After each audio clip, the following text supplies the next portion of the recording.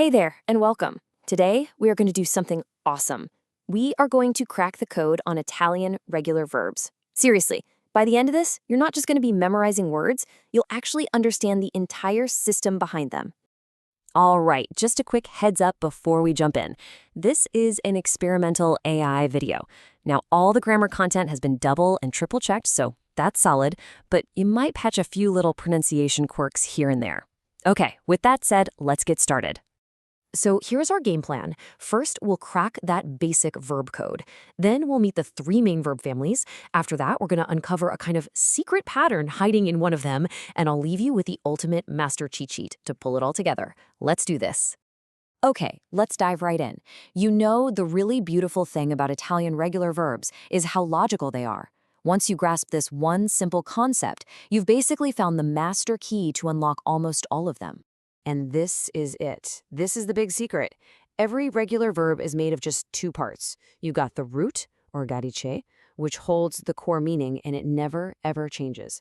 And then you have the ending, the desinenza, which is the part that changes to tell you who is doing the action. I mean, it's as simple as that. Let's see it in action with a super common verb, parlare, which means to speak.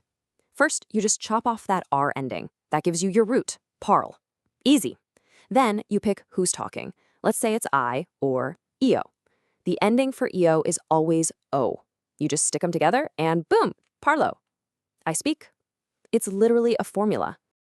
All right, time to meet our first and by far biggest verb family, the R verbs. This is the most common type you're going to run into, and it's really the foundation for everything else we're going to learn. Now, check this out. You can really see the pattern in full swing here. That root, parl, it stays exactly the same every single time.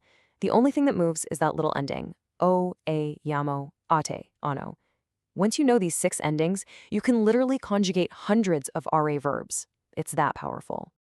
Of course, you know, every language has its little quirks. Italian has a couple of tiny spelling tweaks just to keep things sounding smooth. But don't worry, these aren't whole new rules. Think of them as small adjustments to make sure the words sound right when you say them. And it's actually really simple. For verbs that end in care, like giocare, you just add an H before an I or E to keep that hard K sound. So you get giochi. And for verbs ending in ciare, like mangiare, you just drop the root's I if the ending also starts with an I.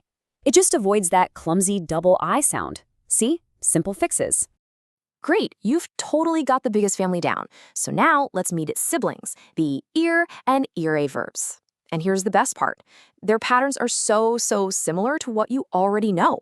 You've already done the hard work. I mean, just look at this.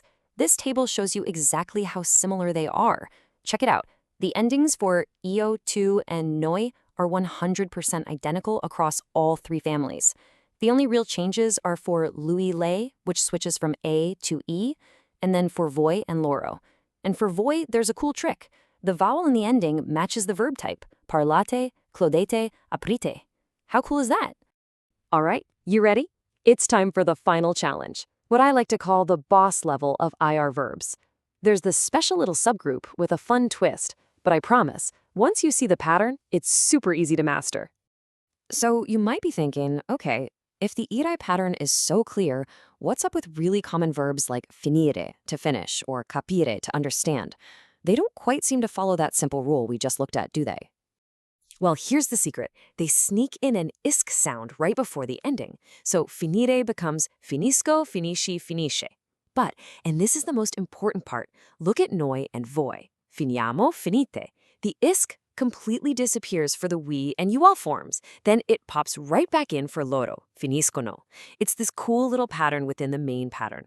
So how in the world do you know which IR verbs take this isk? Well, there's no official written-in-stone rule, but there's a fantastic little trick that works most of the time. The idea is, if the root ends in a vowel plus a consonant, you probably add isk. If it ends in 2 consonants, you probably don't. But I've got to be honest with you, this is a trick, not a perfect rule. As you can see, it works great for verbs like finire and sentire, but it completely breaks for others like aprire and colpire. So the big takeaway here, use it as a helpful guide, for sure, but nothing beats just listening to the language and practicing. That's what will really make it stick. And you made it. You got through the code, the families, the spelling quirks, and even the secret patterns. So as a reward for all that great work, let's put everything together in one beautiful place, your master cheat sheet. And there it is. Everything we've covered, all in one super neat table. You've got your are, ere, and ire endings, all lined up side by side. This right here is the blueprint for literally thousands of Italian verbs. You can see the patterns, you can see the similarities, and you can see those few small differences. This is your key. Now, why does this matter so much? Why have we been obsessing over these little endings? Because in real, everyday spoken Italian, people almost always drop the pronoun. They won't say noi mangiamo for we eat, they'll just say mangiamo. That ending, that iamo, is doing all the heavy lifting. It's telling you that we are the ones eating. The ending is the subject. That's why it's so crucial. So there you have it. You've seen the logic, you've learned the patterns, and now you have the master key. You have officially cracked the code of Italian regular verbs. So the only question left is, which Italian verb are you going to use first?